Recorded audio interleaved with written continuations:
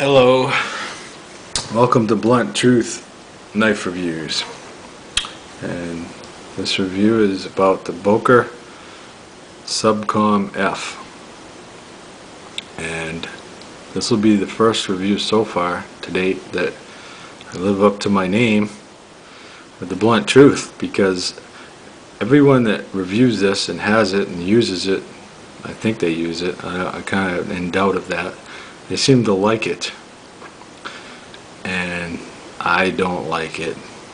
I don't like it at all. There's a lot of reasons I don't like it. Let me start this by saying I have a large knife collection, but I'm not a knife collector because I didn't set out to collect a bunch of knives. I don't buy them just because I think they're cool. Some knives I actually do, but very few. Mostly I have knives that I have a certain type of knife I want for hiking, a small fixed blade, a certain knife for camping, a large splitter chopper, a certain knife for work that's small and non-threatening but can handle some work, and concealed carry knives and fishing knives and hunting knives, and all these different categories I'll find replacements for as time goes by and upgrade, and I end up with a lot of knives. So I use my knives. I buy them to use. I bought this to use. I bought it to use at work. I figured I could.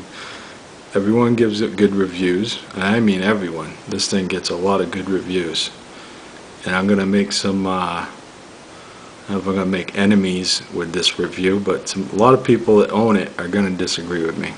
Maybe you will buy it and disagree with me. I don't know, but this is my opinion of it. It's advertised as a small blade that works like a big blade. Kind of looks like the tip end of a large knife, I guess, huh? Doesn't, you know? So I guess that's the idea of it. And they put this big finger groove in here, the recess for your finger, so that you can grab it. And at first, you think, when I first got it, I was like, yeah, you know, I can grab this. I can get right down. It's all good. It is good, right? You know, it all seems to like work good. It looks like it will work great. When you actually go to use the thing, it doesn't. Now let me tell you about the knife first. It's OS8, but something's wrong with the heat treating or something from Taiwan here, because it loses its edge very fast going through some cardboard. I think it didn't make it not even an hour, and I couldn't cut cardboard anymore at all. It just tear it up, no cutting. Total lost its edge. So I could not use this at work. It can't cut it. It is not even close. It costs 25 bucks, and that's pushing it on what it's worth. I think it's more like a $20 knife. Has a 2mm blade, which is real thin, and you'd think it would make it good for slicing. It's not, because the grind shape, I think it's the grind shape, something causes it to not be a good slicer. And when you're pushing in, you got to tilt it up to get that edge the way you want it, and when you push in, whatever you're slicing comes up and hits these giant thumb stud things, which would be, the opening system would be better served by a hole here, I believe, some kind of hole, oval or something, instead of these big plastic thumb stud things.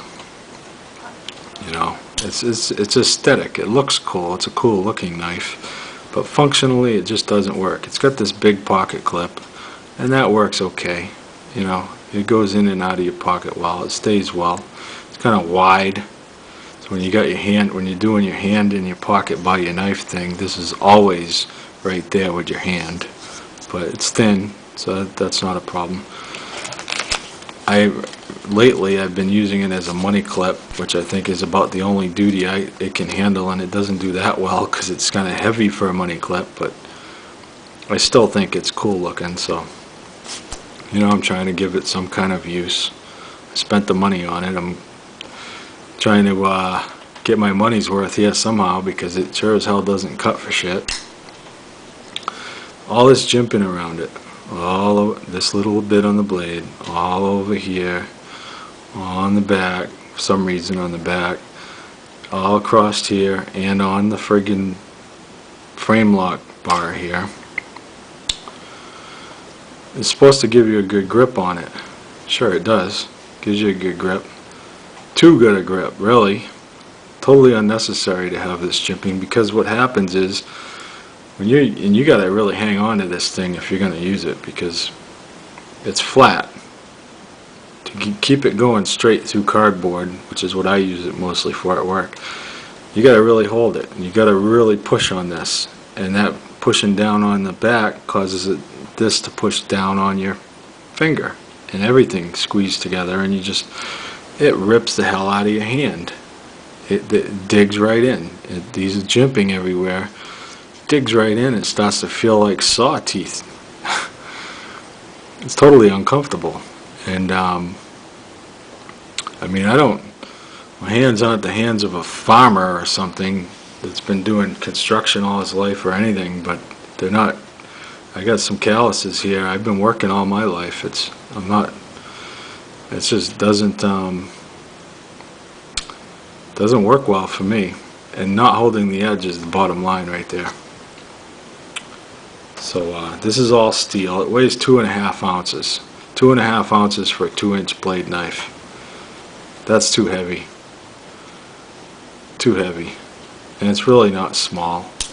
It's short this way, but it's wide that way, so what you lose in length, making it compact, you gain in width. I mean, I don't see the advantage of that trade-off.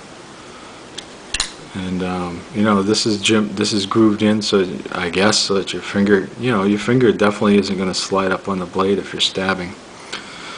But why would you stab with a 2-inch blade? If you're going to think of it as defense knife, you're going to slash with it, and it'll work good for that. Actually, it'll probably work good for the slashing motion, So maybe that's one use for it.